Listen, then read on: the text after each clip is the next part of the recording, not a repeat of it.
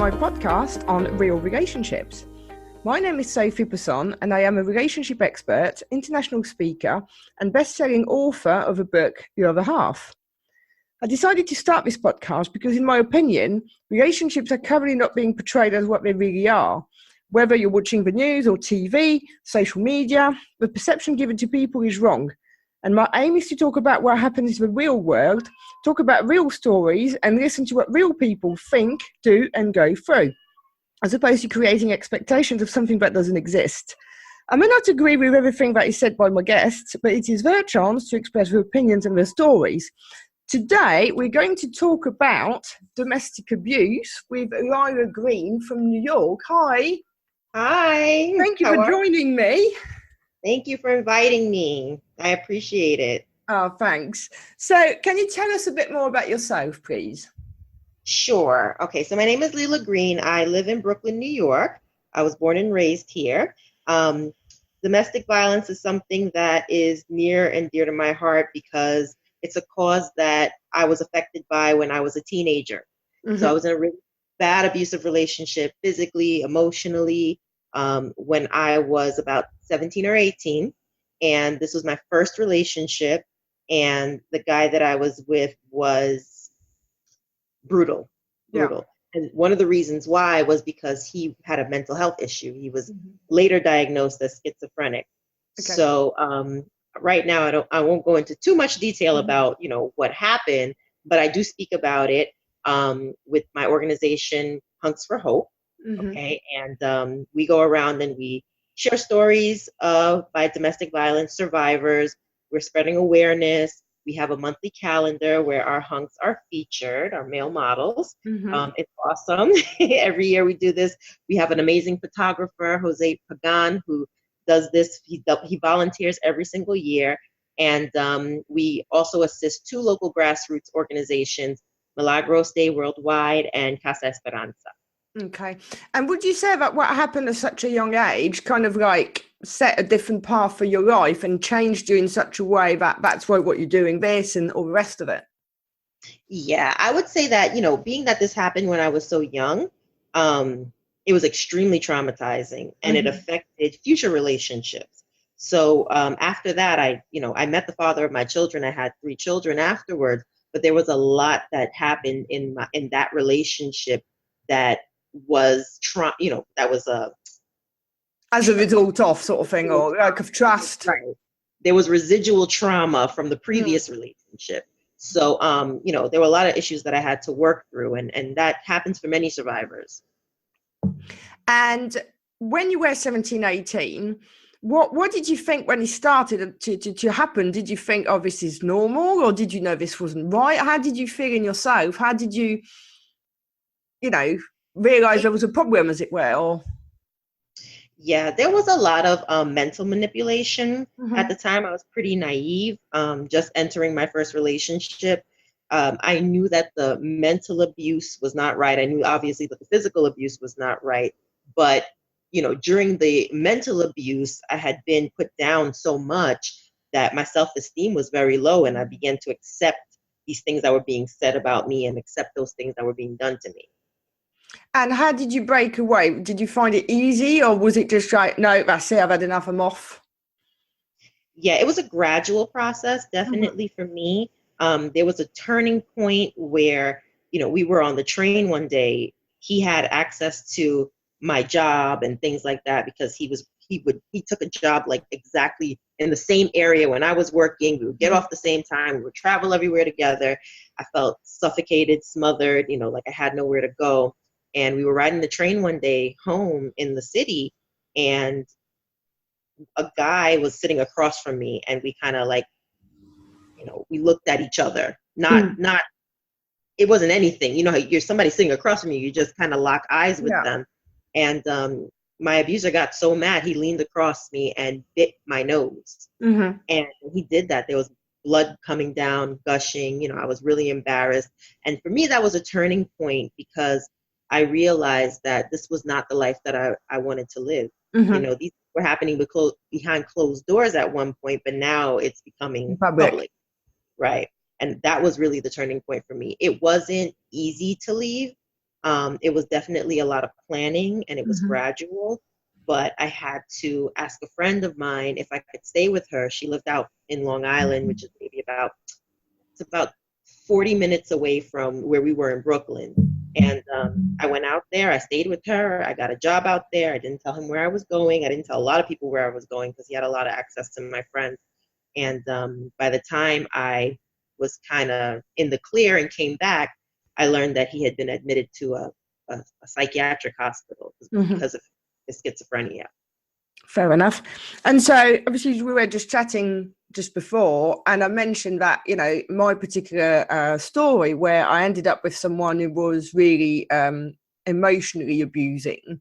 Yeah. And after I left him, I had to get an injunction against him because of, various reasons.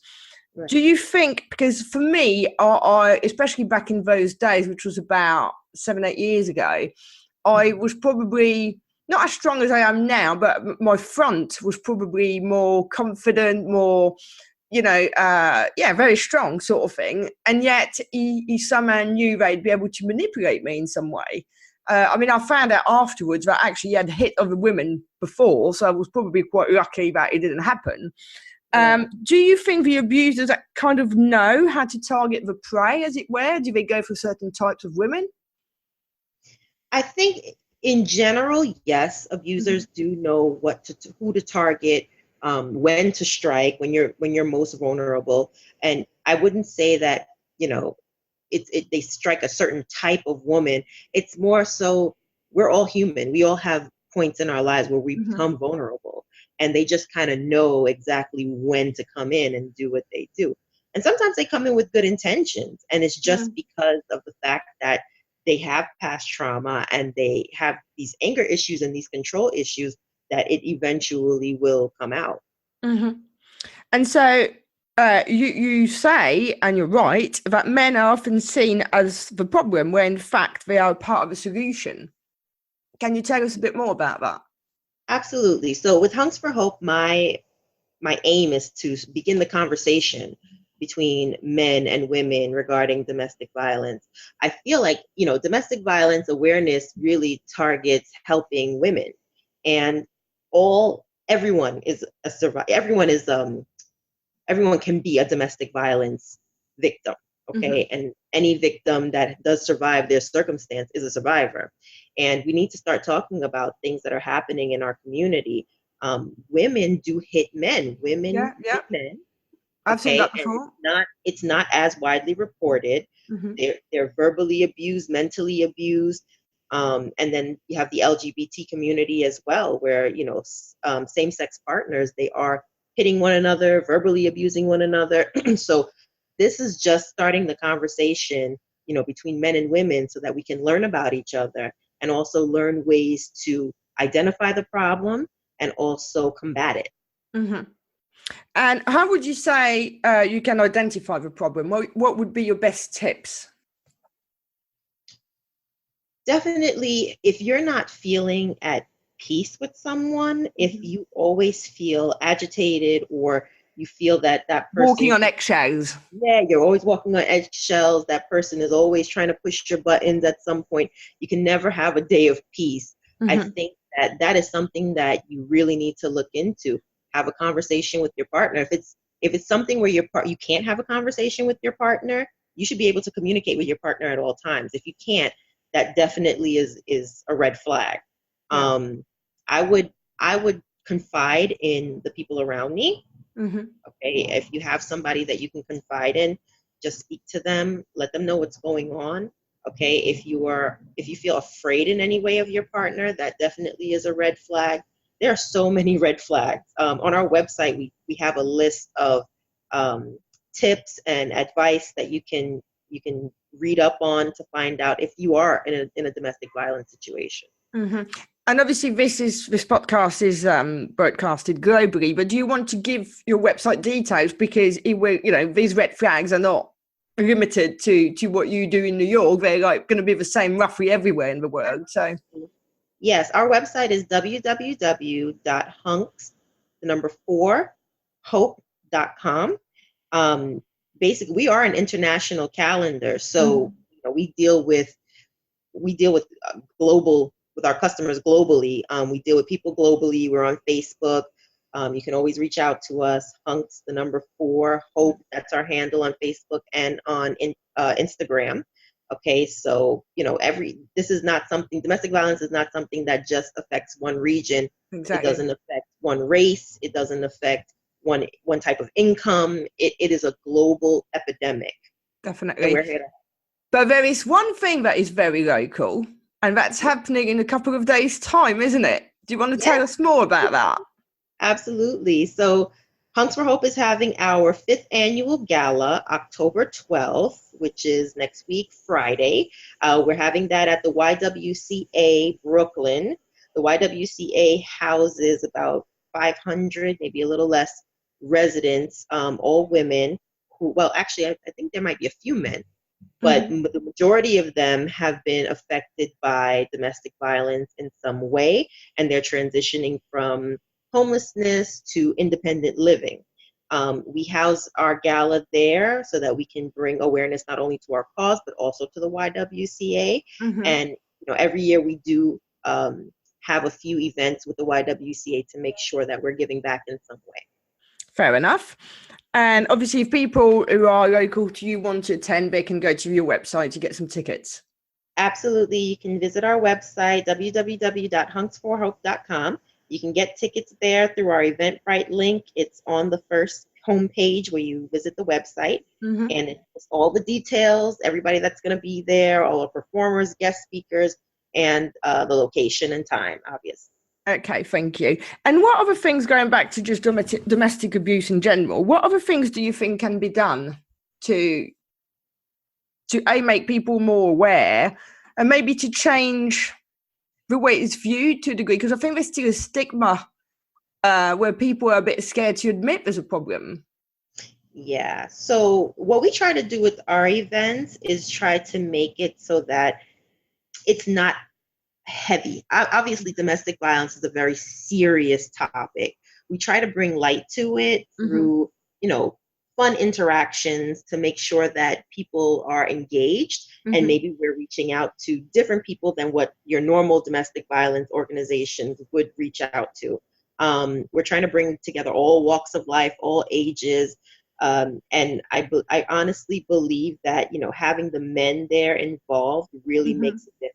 Because a lot of my hunks have experienced domestic violence either themselves or they've witnessed a loved one go through it. And to hear their stories is extremely powerful. And I think, and that's actually how I got to meet you, is through someone who I will also be interviewing on here for that. But as you say, I think sometimes women who have been through such a situation, we feel that they can't trust men anymore. And actually, it's reminding them that they're not all the same. You can't just generalize, can you?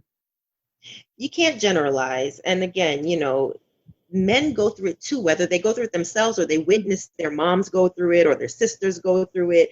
Domestic violence is something that's very personal. And when you're discussing these topics around men, obviously it's uncomfortable, but we're encouraging men to open up more about their experiences. And that's why we're trying to connect the men with the women so that they understand that men experience these things too. And we obviously can have a conversation like this in one forum. And one other thing that you touched on earlier on that I found really interesting, because funny enough, I'm going to do, it's not so much in domestic abuse, but another interview with a solicitor from the UK who deals with divorce and all the rest of it. And one of the things that she mentioned when I first met her was how actually in really highly paid kind of environments and what you'd call like upper class, there's a lot of it going on. And I'd not even thought about it. I think the perception is that it isn't. It's more like lower classes, as it were. Yeah. So I have an interesting story. I have 3 children. I go to a gynecologist that's in a very affluent neighborhood. And he asked me what I was doing. And I told him, that I was working with domestic violence survivors. And he said, please bring some sort of information, because we have so many women that come in here with bruises and they don't want to talk about it. and, they don't want you to report it. But honestly, a lot of the healthcare providers are mandated to, report these things. But it is happening everywhere. It's across the board, isn't it, really? Yes, it is. And it's more so scarier maybe when you have a situation where there's a husband and wife, and the husband or, the wife is making more income than the other one. And, there's something called financial abuse, where because someone is in control of the funds, the other person or the partner or the spouse doesn't feel that they have the ability to leave because they're being controlled financially. Yeah. And often, obviously, there are reasons why these people feel the need to abuse other people. I mean, we've just mentioned in your particular case, it was schizophrenia. I mean, I'm pretty sure we're not all like that bad, as it were. So, some other people just have like trauma from childhood. Do you think part of the solution could be to help them deal with their demons? Absolutely. And that's one thing that we push at Hunks for Hope. We've noticed that, with domestic violence situations, the women are removed from the situation, and the men, they might go to anger management counseling, or, they'll do some time in prison and then they're released to the public. But who's the next victim? They haven't dealt with that underlying trauma, these men, and they don't know, what they can do in order to change that feeling for the need for control and all of that anger. Some of them don't even really think that they have a problem. So that's what I was going to say. This is the thing. How do you get to them? Yeah. So right now we have a campaign where we're reaching out to men. We're actually about to partner with an organization that deals with abusers directly. So what I would do is I would go in and talk to them about how to identify these issues within themselves and really tap into their emotions and their past traumas to try to resolve some of those issues. Not everyone has the same level of trauma. Not everyone comes from the same background, but there are some general things that men can do in order to try to heal. Yeah, and I think the other thing as well, even in the sense of the person receiving the abuse, sometimes certain people have got, different levels of drama, shall we call it. So someone's going to feel like they're being abused where to someone else it really isn't anything special. And someone else is going to be really abused, but think that, because that's all they know. That's right. Yeah, that's exactly it. And, we try to empower women. We have our empowerment workshops and things like that so that they can understand what true love looks like and what healthy relationships should look like. But, this is something that we would like to do with men as well. I find that it's easier to get women to come to these events than it is for men. And men have less support systems out there for themselves.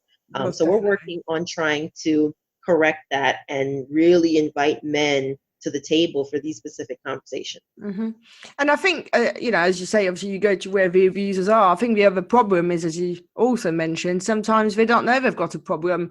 And I know that in my work, sometimes when people come to me saying, oh, I've been told I've got a problem and I need to come to talk to you to sort it out. And I've got to really determine whether they do want to sort it out, because if they don't, it ain't going to happen. It's not going to work. That's very true. And I think that's the first step, just realizing that you have an issue, that there's an issue there, and wanting to make those changes and wanting to stick with the programs and the tools that are in place for you to try to get to some sort of resolution. And I think what I've found is when they're doing it for someone else, it doesn't work. It's got to be for themselves. That's right. I mean, I had a call one day. It was quite late. I would not normally have taken it, but for some reason I did. And it was a number I didn't recognise. And it was at a weekend as well. And it was a woman who said that somehow she got hold of my card. And she was with her partner who had anger management issues. And she wanted to know whether I could, blah, blah, blah. So I said, yes. I said, but I would really need to speak to him. And she said to me, oh, do you want to speak to him now? And I thought, well, I don't really, because you're here. So he's going to say everything that, you want to hear. I didn't say that to her at the time. I just organised to speak to him separately. And I spoke to him a few days later, and he was inverted brackets, making all the right noises. But when push come to shove and, you know, the time of coming to the first session, it never turned up. Wow. Yeah. I So mean, I would think too, like there's a certain level of shame as well, you know, when you can't control that anger, and you can't control your actions. And people label you as an abuser, or, you know, someone who's just angry or a bad person. It takes a lot to really tap into these abusers and let them, and try to get into that human side of them, that emotional side of them, so that they can realize that there is an issue there. We're here. We're not going to judge you.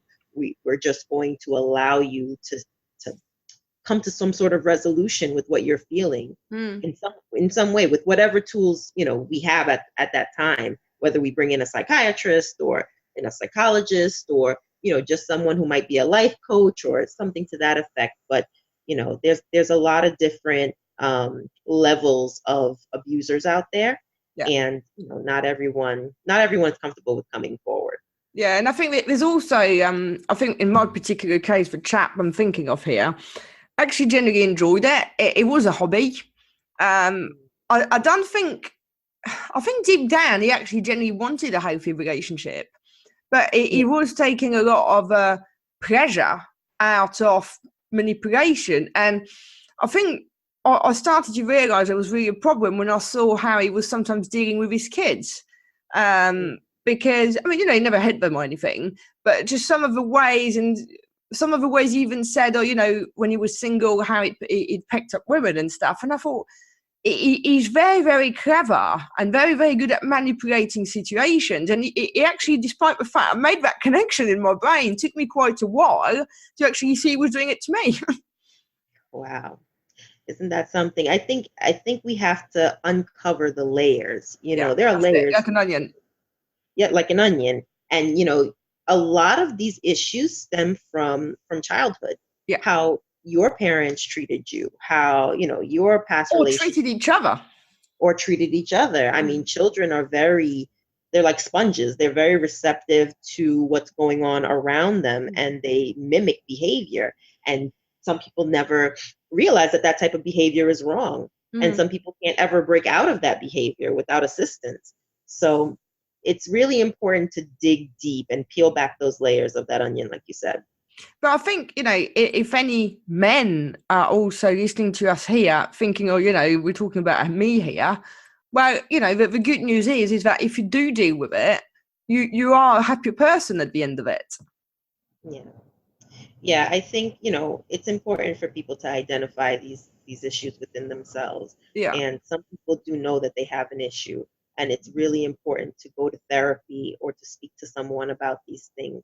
Therapy is coming to a place where it's not taboo anymore. You know, more and more people are going to therapy, and more people, because they go to therapy, are living happier, fuller lives. And if you feel stunted by, you know, your emotions or your actions, or maybe the things that you're doing, you know, it probably is time to go out and speak to someone and try to resolve those past issues. And I think, like with it, like everything else in life, it's acceptance. Accepting, right, there's an issue. I can either keep going and stay in limbo, because by not making a decision, you are in effect making a decision, or you can deal with it. And acceptance is the first step. It's the hardest, but once you've done it, it just like is much easier. And that's for anything in life, really.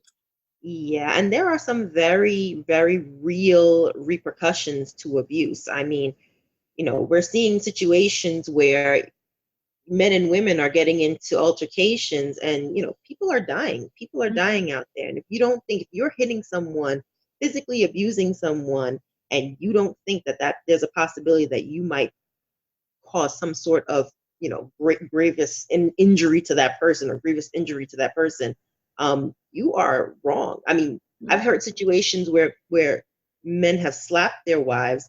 You know, the wife have fallen into a table and hit their head, and the wife is dead. Yeah. You know, you have to think about your family. You have to think about your children. You have to think about your life and your well-being. You know, if you hurt your spouse to the point where they're very, very physically, you know, physically injured to the point where they can't walk, they're in a coma, or they're dead, or if you put your hands on somebody at all, there is a real chance that you are going to jail, and maybe for a very long time. Exactly. So to wrap this up, and thank you for everything that we've spoken about, what advice would you give someone who feels they are in that situation, and that's a man or a woman? If you feel that you're in that situation, my first suggestion is that you speak to someone. You speak to someone who is close to you. You can definitely reach out to the nearest domestic violence hotline. You can Google it. If you don't have access to the internet, you can go to your local library and access that information. Take a walk down to the police department. Just tell someone in your life what's going on so that you can receive some sort of support, if not help. Yeah. Well, Lila, thank you so much. It's been great talking to you. Thank you so much. So that's it for today. And if you enjoyed the show, then please subscribe, leave us a review, and come back for the next episodes. Thank you. Thank you.